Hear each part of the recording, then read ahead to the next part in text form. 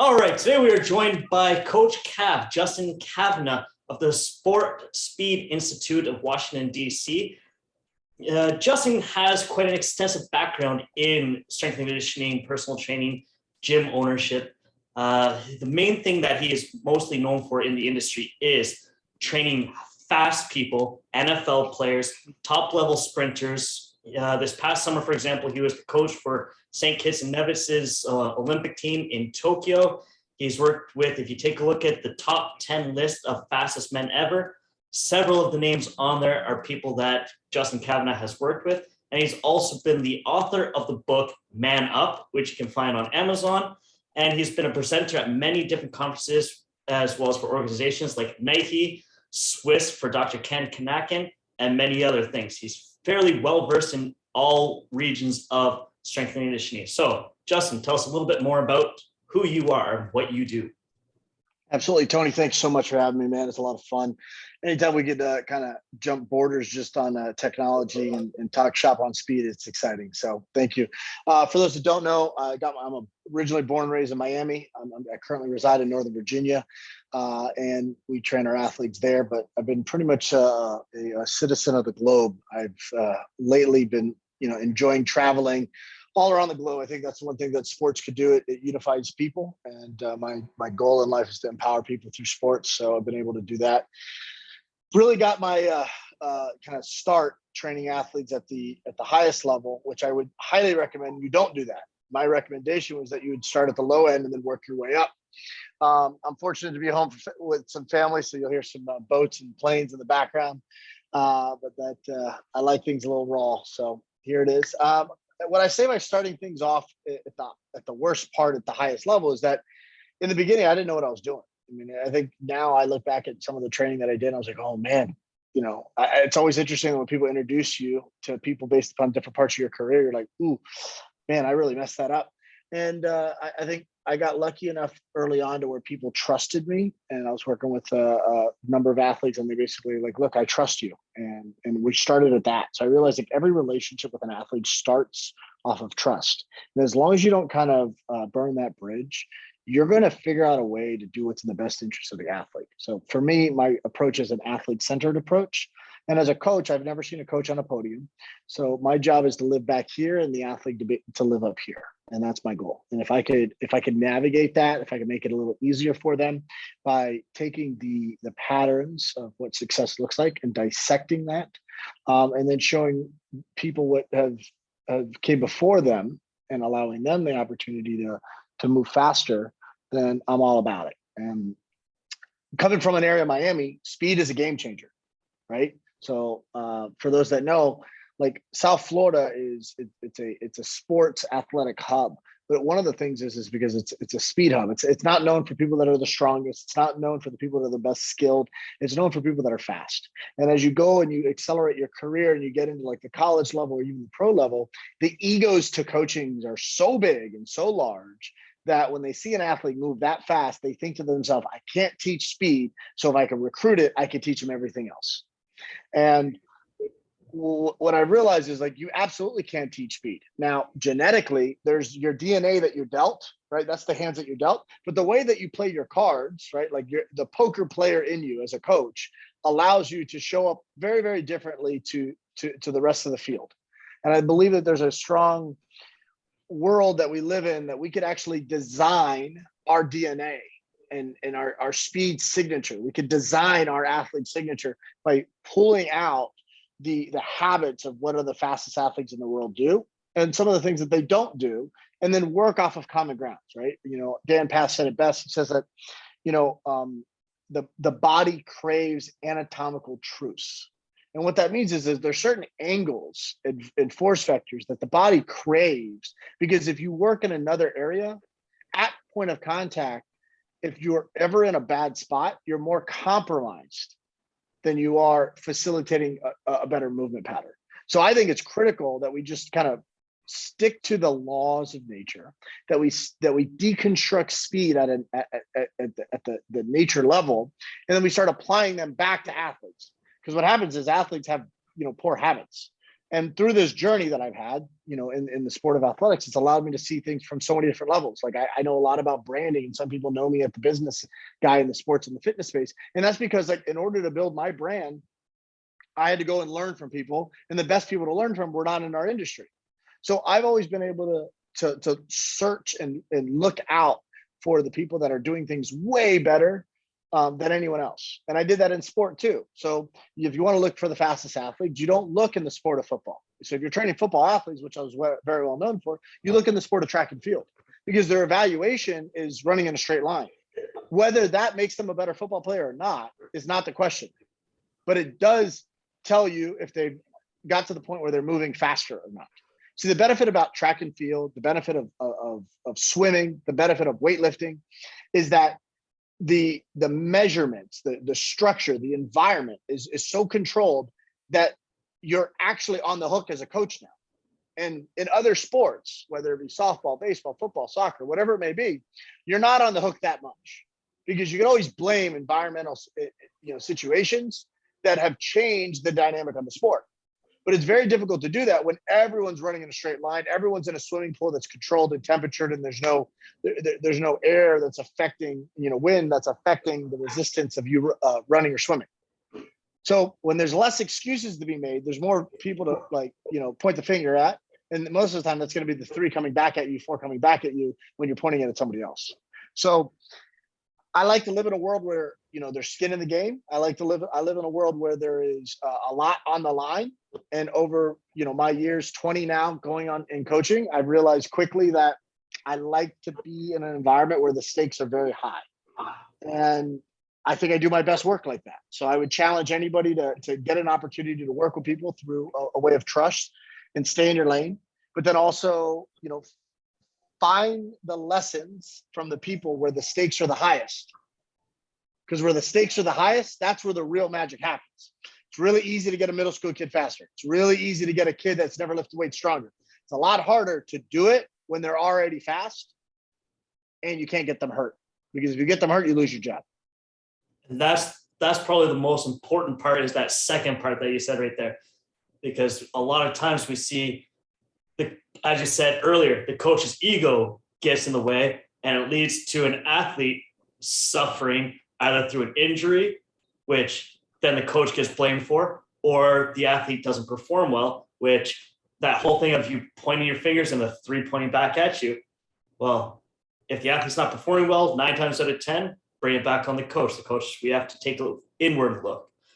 So based on that, let's, you touched very briefly on your background, but let's talk about just like where your main education training wise has kind of come from, other than on the track. Like, who are your main influential kind of personalities, I guess is the best way to put it.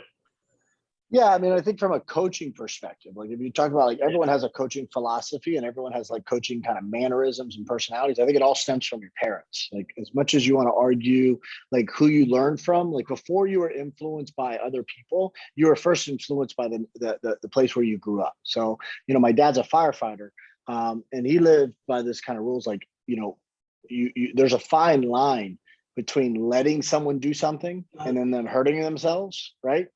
And then making excuses. So in coaching, the philosophy, very similar to his world as a firefighter, it's like it leaned over in a different way. So for me, it went to anything I see, I've either coached or I'm allowing to happen.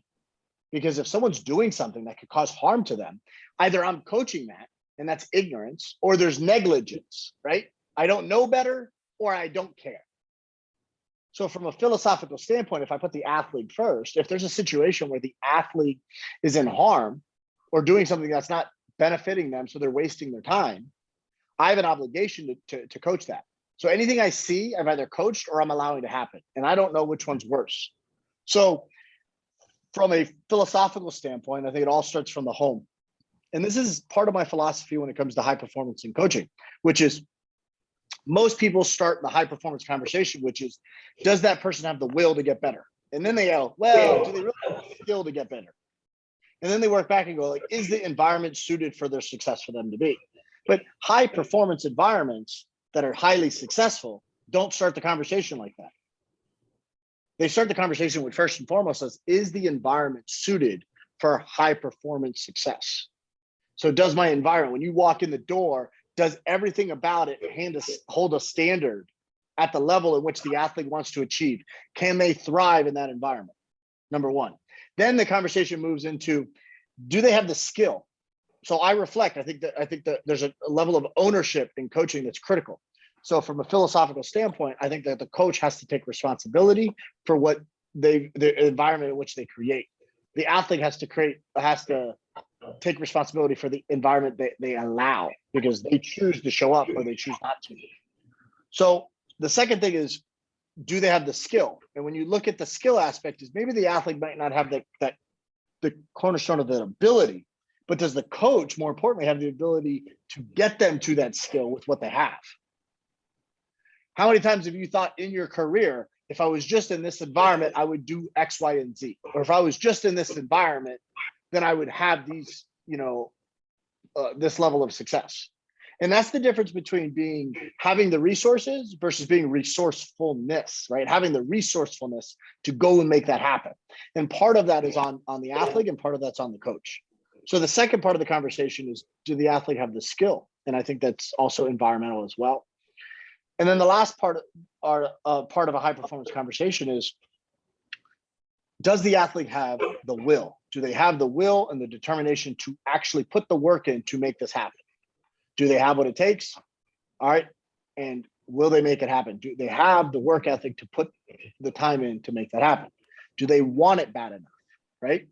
Because if they do, then as a coach, you should be meeting your athlete on a regular basis where that is. If not, then the athlete's they're pulling you up. Right? Well, our job is to create an opportunity where the athletes come up to us. But what happens when the athlete gets above us? As a coach, does your ego pull them down? Or do you say, hey, I need to figure out a way to meet that athlete where they are, and I don't have that. I have a skills gap now. So I need to bring other people into the mix to help me with that. And that's what I've done in my career. That's what I've done. So I basically said, anytime that there's a skill, knowledge, education, experience gap, I've circumvented that by just putting my ego aside. I have a huge ego when I perform. I believe that you're humble in training, and you have an ego in performance. I'm a big believer of that. And this is why, like, you see my guys at the end, in the Olympics, even Nick, like in the Paralympics, like, they're like, Nick had an attitude to him. Like, yeah, it's called a winner's attitude. Everybody else that didn't have that attitude didn't medal. So there's a level of being, and in training, if you would meet Nick, you would be like, that's not the same kid. Yeah, because he's humbled right now. He's working, he's putting the work in right now. And when he goes and shows it, he already knows that he was a champion. Out there doesn't test you. That just shows the world what we already know. So we're testing them in training. So from that standpoint, I believe that those high performance environments need to start with the environment first of the conversation, move into the skill, then move into the will. And anytime that you don't do it that way, you're actually slowing that athlete's progress because you're protecting your ego. So I want to circumvent that. So my background actually is not in training. I don't have a kinesiology background. I don't have an exercise science background. I don't have a sports performance background. My background's in biology, and my concentration in typical academic environment was in neuroscience. So I know a little bit about the brain. I know a lot about the body. And I realized really early that in traditional, American academics, that the book for the exercise science and the kinesiology program and biomechanics programs are this big, and then the books in the biology department and the science department are this big. Well, why is that? If they're the same human, right? Like, I get it. There's different genes. Like, some of my athletes I'm not as gifted as them, and they're stacked the deck a little bit. But why are we different? Why are we learning about it from that standpoint? We have to start thinking about training. Ken Kanakin has the best graph that I've seen in regard to how people get hurt. And he's got your kind of 4 quadrants of where people get hurt. Right? It's neurological, it's musculoskeletal, it's biochemical, right? And then there's a 5th component, which is bioenergetics. Right. And it's the environment and energy in which you're in. And I find that, like, okay, well, if you just took what the doctor does when they're trying to heal somebody, the chiropractor does when they're trying to fix somebody, and you work backwards off of that model, and you built a performance model off of that model, you wouldn't get people hurt. And that's why you don't have a lot of people hurt in my camp. And I believe from a philosophical standpoint, athletes are like glass. That if you have a glass table, you could literally put a pallet of bricks on that glass. You can put a pallet of bricks right on top of the glass table. Nothing will happen because the load is dispersed across the glass. But if you just take one brick and you just put it on the corner and you drop it, it's going to shatter the glass. Yeah. So where we put the load is very, very important. And the timing of the load, because if I decide to drop something versus place something, it's a very different conversation. So we get hurt in volume and we get hurt in velocity. Those are the two areas where we get hurt. And you could just manage volume, but we have too much volume in one area, not enough in another area, you're going to get hurt. We have too much velocity when they're not prepared for it, right? Then we're going to get hurt. So we just reverse engineer those components, then we can build a better system. So my system from my own coaching actually stems from what the doctors deal with when shit hits the fan. And then I work backwards. And that's how I built a model. And then you can look at Tudor Bompa, you can look at Ian King, you can look at structures, and then you could extract what's working for you. And then you could build models that are going to go towards you where you want to go. And then the guardrails are the injury model, the model in which protects somebody from getting hurt, on how they get hurt. Because as that line starts to move towards that kind of target, we could kind of put it back in alignment based upon what they're dealing with. And the easiest way to do that is in volume and velocities. That's it.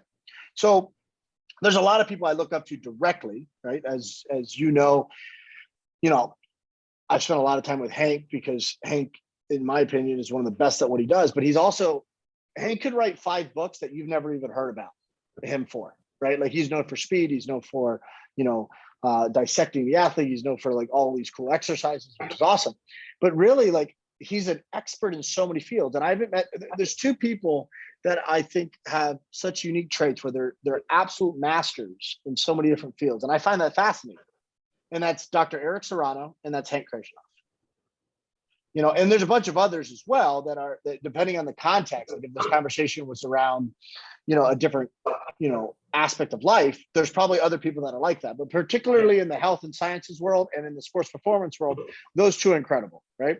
If you're looking at from a pure programming standpoint and you're talking about like how to execute an exercise from a standpoint of intention with a macro view of the programming with long-term foresight, Ian King is the best in the business, right? And they do things that are so fundamentally sound that you don't even know why. And it's just like, there's always a reason for it, right? If you're talking about evaluating the athlete on the speed standpoint, right? You have, in my opinion, you have Boo, you have Dan Path, you have Hank, you have Hacken, right? There's a handful of guys that are really good, like Mike Kelly. Mike Kelly's like probably one of the most, unknown people in the area. And it's just because he does things behind, closed doors. But guess what happens? Here's an amazing tip for all the coaches listening. When you do shit behind closed doors and you do a damn good job, your athletes are not in front of everybody. They're on the podium or they're on TV. That's the way it works. But all these people that are doing everything for TV, they end up never having results.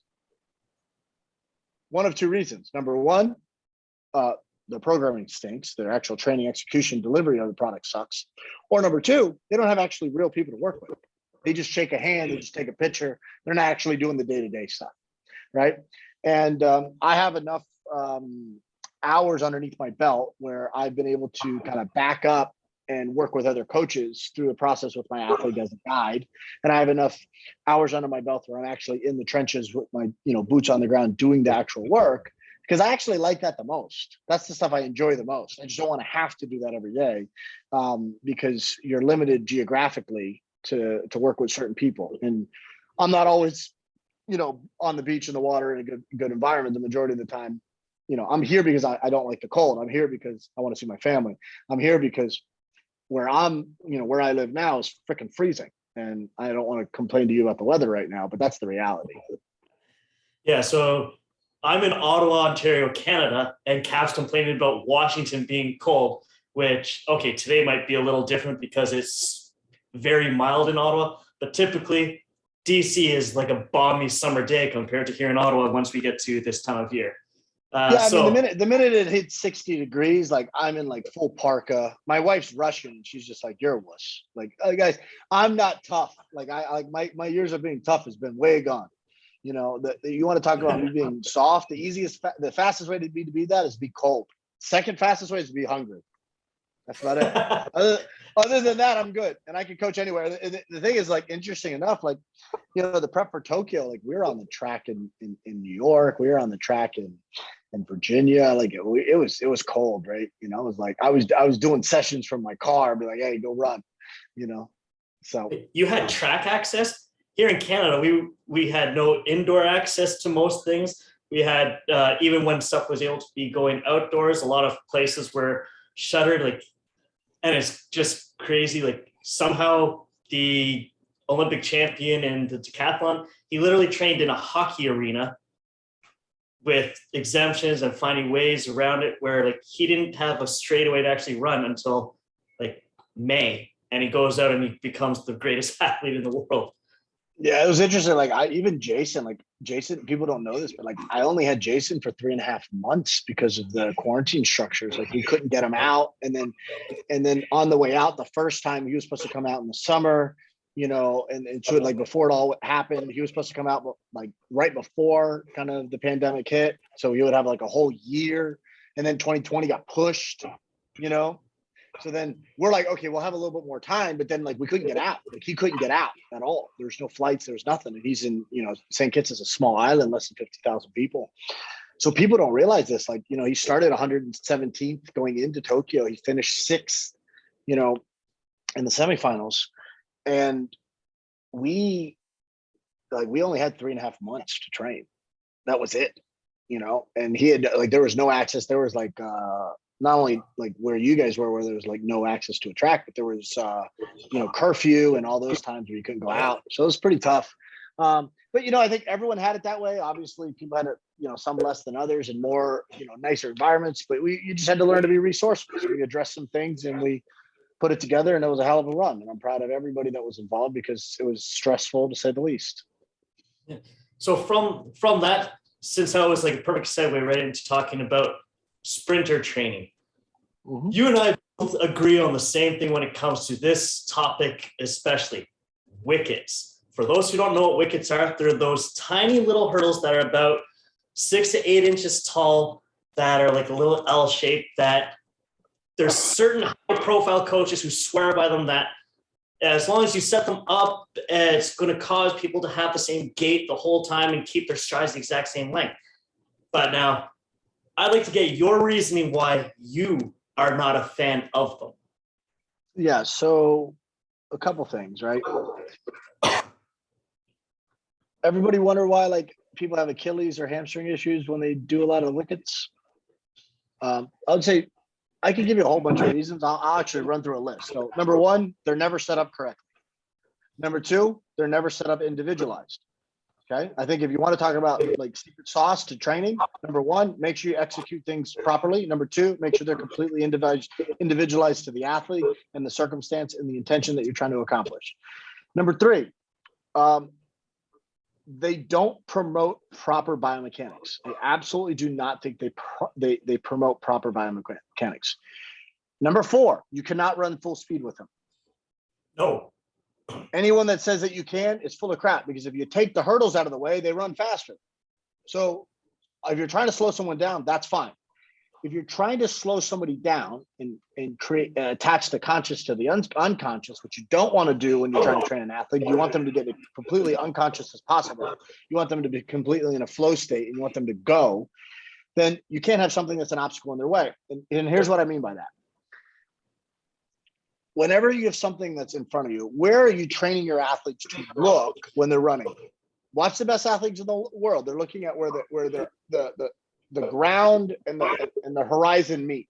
So if I'm looking at you, I'm not looking down. I'm not looking up. You don't want to see.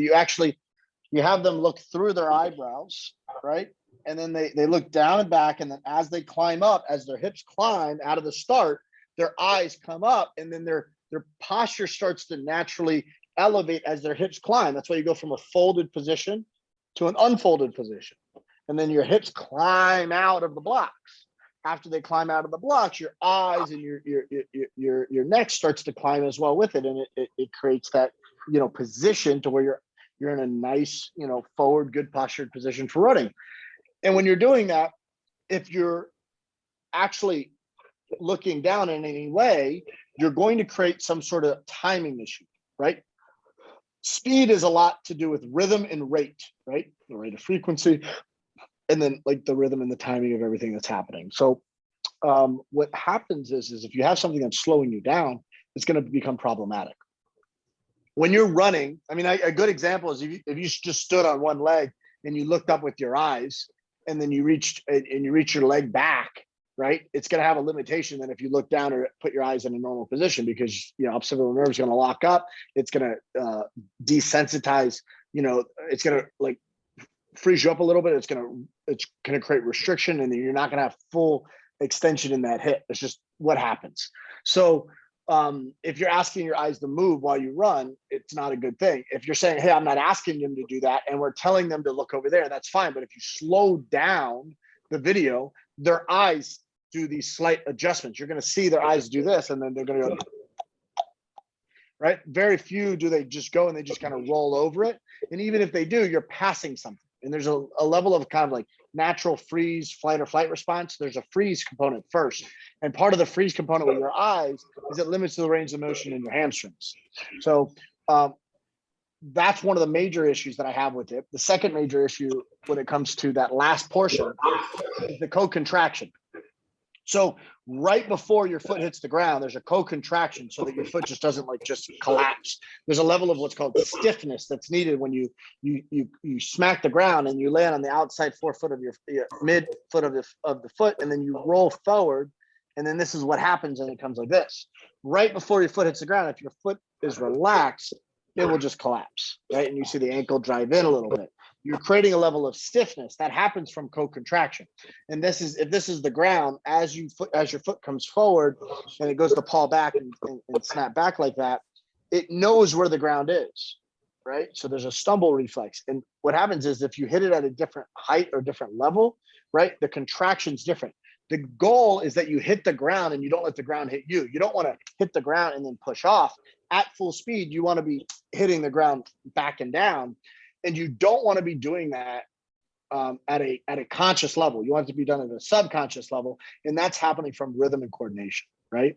So when you add the wickets there, it changes the timing of those things. And it creates a hesitation to the nerve. Your eyes process it. There's a delay. This is why when you coach, a lot of times you coach front side mechanics to create a backside fix, because there's a delay when you move. This is the reason where frontside mechanics became popular when it comes to coaching, because if you could verbally give a frontside cue, right, backside will actually get affected because it's a delay. You know, there's an auditorial coaching action, and then the athlete is processing it, so it's going to have a delay. So these things have a delay in response to their body. So I think it's critical that you understand these things as a coach. And these are just like big rocks, right? What are you trying to accomplish with the wicket? Like give me the solution of like, what are you trying to accomplish? Is it like posture? Is it frontside form? Like whatever your justification is, I want to know, because the number one thing that you're doing outside of all the things I'm mentioning is increasing ground contact time in, you know, top end speed, or at least in top end speed mechanics, right? Because you're not running top speed, because we've already came to the conclusion and an agreement that we're not running full speed when we do these drills. So if we could agree at that level of logic, then maybe we could agree to the fact that if you just measure the time that the foot's on the ground, the amortization phase of the ground contact time, the foot is on the ground in its cycle, we could literally measure it with and without the hurdles. And when we measure it with the hurdles, we understand that the ground contact time, amortization phase, is longer. And if you're telling me, if you're telling me that you're trying to improve those things, but the contact time is getting longer, then that's very problematic, which creates a backside flip. The longer you're on the ground in top end speed, the more you actually have a flick of that foot at the back on the backside. So you're coaching frontside mechanics with the hurdles, but you're actually you're creating a backside problem, which is maybe why they feel good. But I'm not working with amateur athletes. I'm working with the most elite sprinters in the world. You think these guys don't know what they feel like? You tell Jason, Yohan, Justin, Mike, all these guys, you tell them, any of them, like, hey, this is what we got going on. And they're just like, done, done, done. Like, they know their body so well. So if you're going to do wickets and you're going to do them at a tempoed, low, controlled environment speed, I'm okay with it. But don't tell me that we're trying to maintain posture for top speed mechanics and decrease ground contact time and increase frontside mechanics. Like, give me one thing that you're trying to accomplish and tell me that that's good for that athlete. But just don't set up the hurdles and have, your 50 freaking people in your damn, cookie cutter speed program kind of run through it and then tell me that you run an individualized Olympic programming. Because I've never taken an individualized Olympic athlete as a team sport to an event and won as a whole team. I've never done it. I've never taken a track squad. I've taken 1, 2, 3, and we've won, and that's it. And I've taken a team, and the team has won.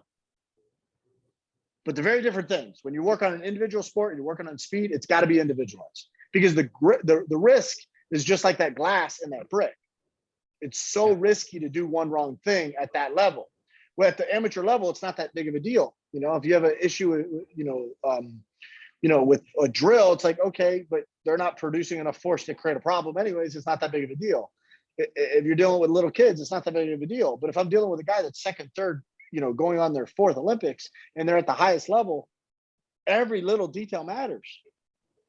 And I'm not willing to break the glass because I can't, the amount of time it takes me to fix that is problematic. Yeah. So touching back on that, where you made the comment about using the whole group. If someone's using wickets, you're not to use them for max velocity work. You're not to use them for high intensity work. And if you're setting up wickets and you've got a group of 5 people, 5 athletes, you need to have 5 sets of wickets set up so that each individual athlete has their own set, but only at lower intensity work, tempo work, lactic work, simple motor skill work. But none of your advanced athletes need any of that shit. Like, if you're dealing with an elite sprinter, like name one of elite sprinter that's saying this is going to solve a problem for them. That ain't going to solve a problem. It's probably going to create a problem. Yep.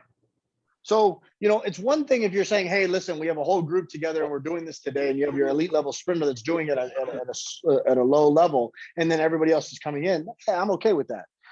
I don't work like that. My programming's like top down. So whoever the best is, that's who's got the priority. And then we work like a fight camp, whoever the heavyweight champion is, and we're working backwards. Everyone else tries to survive. Yeah. And so I don't work in a team environment. If I'm doing a team sport stuff, we work on team sport things. If I'm working in if someone's paying me to work on high performance, like they're paying me high feed or high performance, we're working on one person. That's the way it structures. Yeah, so from that, we'll actually go into like speed now itself. We've touched on the wickets. Now let's talk like strength work for speed a little bit, because there's always this quote from Frederick Dietermeyer that always gets thrown out there that when all other traits are equal, strength is king, or strength is the mother of all qualities. But in high speed work, how important is strength? And what strength would you say is? Very little. And the reason for that is I think that if all things being, like I would actually say, like, look, there's 4 physical qualities, like strength, speed, flexibility, and endurance, right? And then you have like speed and strength equals power. Like there's compounding qualities. That's fine. I think flexibility is the highest priority, in my opinion. If you're trying to look at a metric, speed is the actual priority, right? And regarding a physical quality. Because that's what you're getting tested in. So that's the way I would look at it. You're not getting tested in strength. So if you're, and if you think about it, like, well,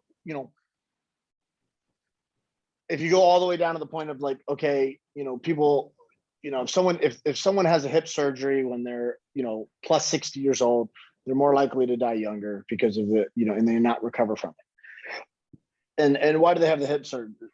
Why do they get the fall? They fell because they lack the strength potentially, and that's what the person's going to say. But in reality, most of the time, it's a range of motion issue. They lack the ability to go through this full range of motion. Is maybe the limiting factor to the range not flexibility and it's actually strength potentially. I don't know. But regardless, like I think everyone should be able to go through, everyone should be able to go through full range of motion in their joints. Like I can't, because I've been beat up a lot. And I think that we obviously, once you lose that, you have to fight for that back. But it's interesting. Once you lose strength, I can get that back pretty quickly, but you lose speed, it takes a little bit longer. And one of the things that you learn is if you lose your flexibility, it takes a lot longer. So which is the hardest things to get back, right? One of the easiest things to gain back is your strength. Because it's the easiest quality, because it's the easiest physical quality to regain or to develop. I think it's the one that everyone thinks is the highest priority. But I would actually reverse the question and say, which is the hardest physical quality to develop? Flexibility, because no one likes the pain that's involved in stretching. Who voluntarily wants to stretch, especially a tight hamstring or a hip flexor? Those things just hurt. Yeah, and I would argue that if you really want to understand flexibility, that you're going to have to do things that are not going to cause pain, which means it's going to take a lot longer to accomplish.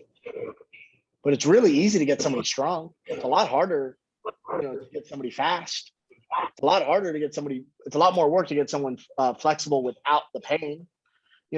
You do lose. You probably lose endurance the quickest. It's probably the thing that you lose the fast. But it's also one of the easiest things to develop because it's the most specific, right? If you're trying to get ready for 100 meters, like you just need to be in enough endurance capacity to handle 100 meters. If you're trying to get, in shape for a boxing, match, that fight's going to be, let's say 12, 3-minute rounds. So with 1 minute break, you prepare just for that. And then you manage the anxiety for, in-round discussions and coaching. And then you're going to deal with basically the anxiety and the adrenaline of the fight itself and the environment, and then plan for anything that could go wrong. And that's it. So it's not that hard to develop. Strength, I think, there's a lot of, different, modalities that people think that they want to get through, but it's really simple. At the youth age or at the age in which you're just getting started in anything in conditioning, I think it's pretty easy just to do like a completely linear progressive overload structure and you're going to be fine. But once you get more mature and you've experienced more programs and different modalities to accomplish these things, to get that same level of result or that same jump, you're going to have different types of sequences or programs or even like designs to accomplish the same thing, just because like you're not young anymore, right? The easiest way to get you stronger is to make sure your testosterone levels are up, and it's easy to do that in kids from the ages of 17 and 25, because that's when their hormones through the roof. So you could develop a lot of that strength, and then it's just they know that it's a down size from there. Like the ability to produce muscle mass after 35 is a lot harder, right? So we have to just take all of these factors into equation. And what happens is coaches kind of over-index on the area which they're good at. So they over-index in strength because they're good at strength. And most people don't over-index in speed because they suck at speed. Or you're going to get hurt because a high velocity work is very risky. And so one of the biggest injuries that I'm sure you see and everyone sees in the sport of trekking, in sprinting, is the dreaded hamstring. Sure. What would you say what would you say are ways to help mitigate that strength and conditioning coaches can do in a weight room while also complementing what's being done with actual motor pattern of sprinting with their in coordination with the track coach if they aren't the track coach? Yeah, so the first thing would be this, right? The first thing is take out the shit that's going to cause a problem, right? So whether it be a lift, whether it be a drill, whether it be anything that's going to cause an issue, take that stuff out, right? We have to take out, if we're going to a restaurant, we can't order something that's going to cause an allergic reaction. So if somebody is actually allergic to something, then we have to make sure that there's a shellfish allergy addressed, and that they're not cooking with the same pan that they put their shellfish in. So it's got to be on a separate thing. If someone's got a peanut allergy, we have to make sure that there's none of those sauces have peanuts in it, right? If the level of allergy that they have is so sensitive to where they can't even be in an environment where any supplements or peanuts were in, they can't take something that is going to be even in that exposure. So exposure needs to be completely limited when it becomes a problem. So at that point, it's already too late. So you have to eliminate basically anything that they're allergic to. And then you have to be very cautious with the things that they're sensitive to. And then the next level is the things that they actually have a palate for, meaning that if they don't like the taste of something, right, well, then we don't give it to them, because we already understand like how much of this work is going to create some sort of like bias to the athlete on their performance. And I think that's critical. So I think most coaches don't put a lot of weight in that. I do, because I think, you know, you ask athletes, what do you like to do? What do you not like to do? Your best athletes are going to tell you exactly what they don't like, and they're going to be very limited things. The majority of the time, some of your best athletes are going to be very limited on the things that they don't like. And I find that your best athletes are in one of two camps. They are in the camp of they know exactly what they don't like, and it's a little bit, or they say, hey, I'll do anything. It doesn't bother me. I mean, none of this stuff bothers me. I'm good. But then you find out that there's only, you know, there's a little bit of things that they absolutely don't like. And then you have the group of people that say, yeah, I don't like this, this, and this, and this. And they're very particular about the way that they go about it. And that's, there's two different camps, but they're both at a high level though. And then I would say on the complementary side of things within the weight room and in the track, what you need to understand is we have to prepare the body for whatever it's going to do on the track, and very like it's the opposite that we have to use the track to prepare the athlete for what they're going to do in the weight room. And when that happens, most coaches actually structure a program that take away from the track. And it's like that, like, why would we want to take things away from the track if that's the thing that we're actually measuring? But yet they measure the weight room. So the performance coaches measures the weight room, but they're not measuring the thing that actually they're going to be measured with, right? So it would literally be if you put money into a negative stock. It's like, hey, I'm putting money in this and it's going down. I keep putting money in, it's going down. And I'm only measuring how much money I'm putting in, but I'm not measuring how much money's coming out. And then year over year, like there's always a negative balance, and you're trying to figure out why. Well, you keep investing into things that are losing you money. And it's like, come on, we have to make some sense out of this, but they keep trying to make sense out of how much money they're putting in. And they're trying to rationalize how much money they're putting in. But they don't realize, like, every time that they put money in, they're not getting any money out. And what they get out of it is a negative effect. So I'll use that point right there, is because there's a little bit of two different trains of thought on knee flexion strength training, like doing leg curls for sprinters. There's some who say never do it. There's some who say only do extension. And then there's some who say only do the eccentric portion. And then there's people who say certain parts of the year do it, and then other parts of the year not needed.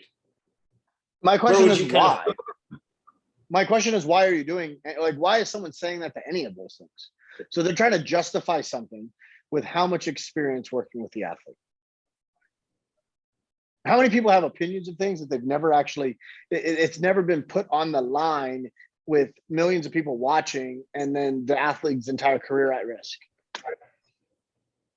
Most people are giving you these opinions. Yeah, most of these people are giving opinions on something that they've never even actually tested. I mean, I love leg extensions. I think they work great for a lot of people. And then some people, they work like shit for. You know, I think things have their place, you know, and you know, Ken says it best. He's like, everything works until it doesn't, then what? I was like, ooh, that's interesting, you know?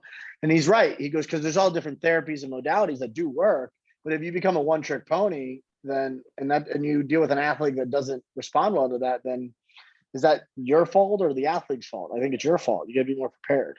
So, you know, I'm not against leg extensions. I'm not against leg curls. Like I said, I'm not against wickets. But what I'm against is the way I watch it, and the way I watch all of these people that basically, you know, like just because they have a nice logo and a good brand and a reputation, like I got nothing against any of those people. But you're going to be hard set to find somebody that's the reason that got them better. Like that's the reason what they created a transfer. This is the whole argument that I had when we started the hip thrust conversation, right? Like I literally wrote an article that changed the industry, and I really just didn't care. But like all of the stuff was made up on the other end. So I knew eventually it would come out. Eventually people would actually see, but you don't see it as much anymore. And I'm okay being the person that started that, because it's really annoying that people say, hey, you have back pain, do something that causes back pain. Like, this is dumb. What are you doing? And like, oh, if you want to get faster, do these drills. Like, what are you talking about? That you don't train anyone that's ever ran in their life, and you just think that they're going to get faster from a drill. Well, guess what? I train the fastest athletes in the world. I know for a fact that doesn't make you faster. If anything, it limits where the range is going to be on the strength curve. Very problematic, actually. Yeah, especially with exercise. Yeah, I mean, so there's a lot of things that a lot of factors that go into making decisions around your opinions, but it's all theory, right? And then when I've applied the theory, it seems to have worked out. And then there's some times where I've applied the theory and it's like, ooh, this was never going to go into the principle component. It's never going to go into like a big bucket. It's going to have to be pulled out, dissected, and reworked, because I don't have an opinion on that anymore, because that theory got broken. And I always go like, okay, these are all going to be theories until I'm proven wrong. And I'm not really willing to risk an athlete's career over my opinions. I have theories that I'm testing constantly that I'm going to have to adjust. But like, I give you a great example. Like 3 years ago, maybe even 4, like I reached out to, Coach Boo, and I was like, I have this athlete, he's getting hurt. He's not working. Like at the time, the athlete wasn't working with me, but I had this athlete. He came to me. He's gotten hurt in the past because of X, Y, and Z. I'd really like you to look at it. Tell me what he's doing. Give me your thoughts and feedback. And he's like, cool. Yeah. He's like, based upon what you're showing me, I can literally write a script that will lead him right into this. I'm like, awesome. That's exciting. So he did. He gave me some insights, and I'm just like, damn. Like his perspective, I would have never got. Like I had to be willing to ask for it. I had to be willing to say, hey, what was he doing? And as I take this journey with this athlete, I'm like, damn, like there's a lot of things Boo said in that first meeting that really like started us off in a really good path. And I was able to like borrow, the fact that he's been to God knows how many Olympics, and he's an old guy in fast track stuff, right? I'm able to borrow, Hank is 66 years old. I'm able to borrow the vantage point of a 66-year-old, one of the greatest Olympic coaches of all time, right? There's things that Dan Pass sees that I can't see. Like I get to borrow those eyes for a moment and then apply the theories and concepts of principles that they've known to be true and see if they work. And I get to start my life, with an athlete on first base already. I don't have to like get up on the batter's box and give it a shot. I already know where we are. And you got to be willing to do that as a coach. And I don't think a lot of coaches are willing to do that because they're not justifying their results. They're justifying their exercises. Who gives a shit about justifying the exercise? Yeah, I like where you went with that, where it's like, I think the key underlying tone to that is don't be afraid to ask for not necessarily help, but for an experienced eye on something, especially if it's dealing with someone's livelihood on the line, which is all performance sport is. If you're not 100% sure that you know for sure this is going to benefit them, and someone else might have more experience, like in the case of like Dan Pfaff, Coach Boo, Hank, or other people like Dr. Yesus, Ian King, like these people who have far more experience. Like I'm not going to be an expert on weightlifting. It's not something that I grew up doing my whole life. So I know, okay, for this, if I want to learn better, I got to bring someone who's better than me at this. Yeah, I mean, and I have a network for all different levels of expertise that I work with. I really do. Like I have like 3 layers of a network around a specific topic that I could bounce ideas off of. And I find that everyone should be able to do. Like I have access to doctors and surgeons and people that have seen so many different things that allow me kind of the insights of just kind of the way that their brain works. And I think that's fascinating. So I think that's extremely valuable. I highly encourage you guys to build a network of people. I know that it's definitely served me well, all across the globe, right? And I have athletes all over the globe now that I work with, and I could actually have people that help, work with them and see them and treat them. And you could really help advance someone's career and maintain and keep their career longer if you just take care of them is my thought process. But I'm a big believer of that. I'm a big believer of building networks. I'm a big believer that you have your circle and then you have your network, and I think that's important. So now, speaking of circle and network, you and Hank recently put together a speed certification through Stronger Experts. So give people a little bit more information as to what the hell is this thing exactly that you and Hank put together? Yeah, so we basically, with Stronger Experts, Phil came to us and was like, "Look, we wanted something that was practical. We wanted something that was going to make somebody a better coach. We wanted something that like we know that if they went through the certification, it wasn't going to be like a X's and O's programming cert. It was going to be philosophical. It was going to be able to say, hey, anybody that has a program that an athlete moves in, so whether it be a multi-sport athlete or a track athlete, how can you correlate that to what the best in the world do, and yet what the actual person that's going to consume it implement in their day-to-day? And we have Olympic coaches that have done the certification, and we have high school coaches and college trained coaches that have done the certification, and private sector coaches that have done it. And it's been able to help all of them because the way that it's structured is such that we basically pulled back the curtain and said, okay, this is what we actually look at from a coaching perspective. This is how we've built our philosophy. This is how we've managed the phases of sprinting. There's actual conflict between myself and Hank. So the way I deal with conflict with Hank is I try not to be very loud about it. And the reason why is because I'm normally wrong, but I'm hoping that he's old enough to forget it, which hasn't happened yet. But, a lot of times I've argued with Hank or Boo or other people, and I realize like, damn, I'm very adamant about that topic. But then what ends up happening is, a couple of years later, I'm like, shit, he was right. So there's some conflict actually in the certification in the sense of how we approach things, but we still got to that result. And you get to kind of get an inside look over, kind of over our shoulder on what it was like to actually train some of the athletes that we had, and Hank goes into kind of like the gene makeup of some of these athletes. He goes into the muscle biopsies. He goes up into the training program and how actually after, before and after certain programs he created, athlete profiles on them, using tests, using actual, genes, using their muscles and using actual like the measurements on the field. And I talk about more of the like day-to-day practical side of things, not the technology aspect, which I talk about like the 5 phases of sprinting. I talk about how you analyze, movement and biomechanics, right? I talk about how that correlates to track and field athletes, how you actually coach a block start to how you coach a finish, how you coach transitions. I talk about, game speed. So we talk about, offensive players, defensive players, and how I break things down. I talk about, low to high work versus high to low work, right? Which is basically concepts around how a positional player is in a low stance to start versus a high stance. And you have like basically a fold to unfold versus an unfolded position to a load, right? So you create a plyometric effect.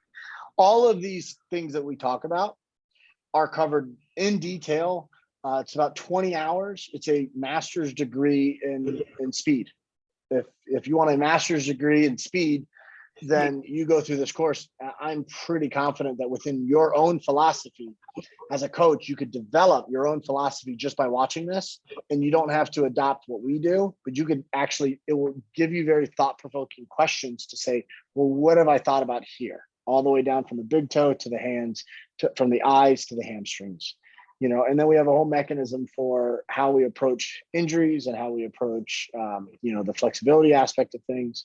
Very, very simple concepts, but in depth enough to where you could leave there knowing that, man, I know with confidence that if somebody went through the course, that it's pretty good. Is it long? Yeah, but we're not giving you. I've been to 5 Olympic cycles. Hank's been to a lot more than that.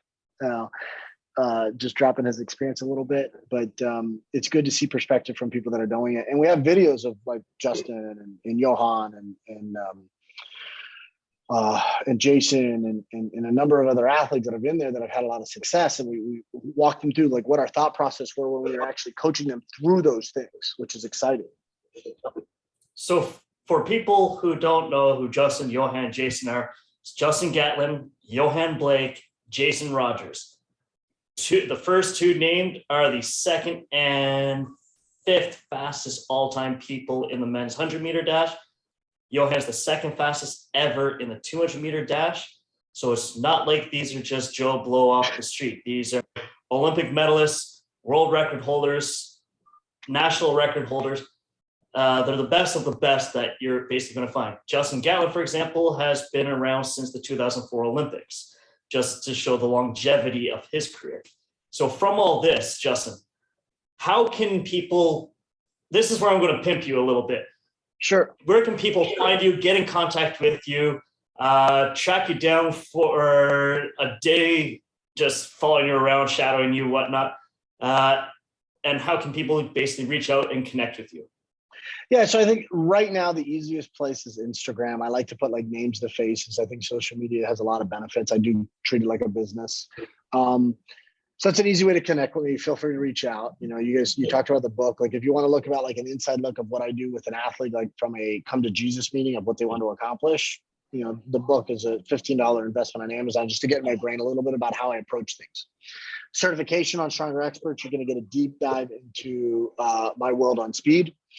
If you're in the gym and fitness industry and you're a coach and you want to have a mentorship through the coaching side, we have a coaches room mastermind that basically works with coaches to help with their income, but they're also basically, you know, advance their careers. If you're an athlete, if you're a coach that has an athlete and you want help with that, reach out to me, tell me what's going on, give me some context, let me know that, you heard me here with Tony, and I'll be more than happy to help you. I have a lot of Olympic coaches or coaches that have an athlete that want to make a run for the Olympics or at the NFL level or at the baseball level or a rehab issue that have questions. And you want, if I can't answer it, I can at least steer you in the right direction. I will never big time you. If I don't answer you or I go missing, it's because it got lost in the shuffle with everything going on.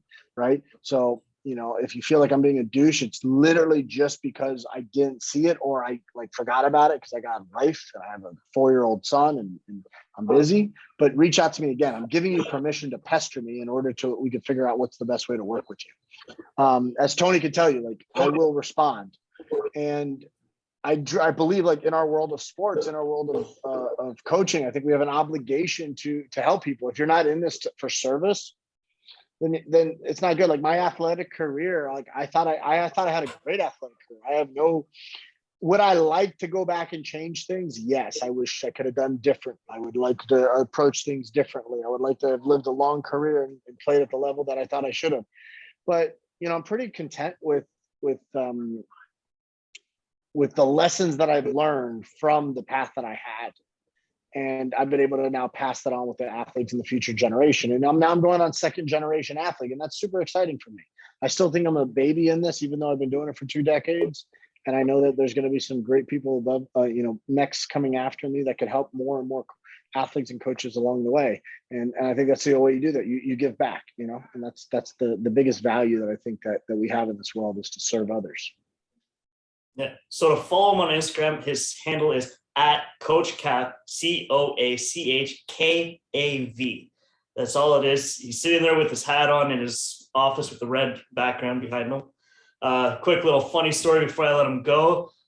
As for pestering him or being in contact with him, when he was in Tokyo, my chiropractor was in Tokyo with Canada's national team. And I had Justin go and pester my chiropractor. Then when my Dr. Smith was back here, he's like, your buddy Justin scared the shit out of me in Tokyo. So it's like when you're able to start building up that network globally, even you start to be able to have some fun with people, even though they're on the other side of the world and it's in the middle of the night for you. But personally, I'd like to thank you, Justin, for taking the time out of your day while you're enjoying nice, sunny freedom down there in Florida. So thank you for your time. And where's my favorite button?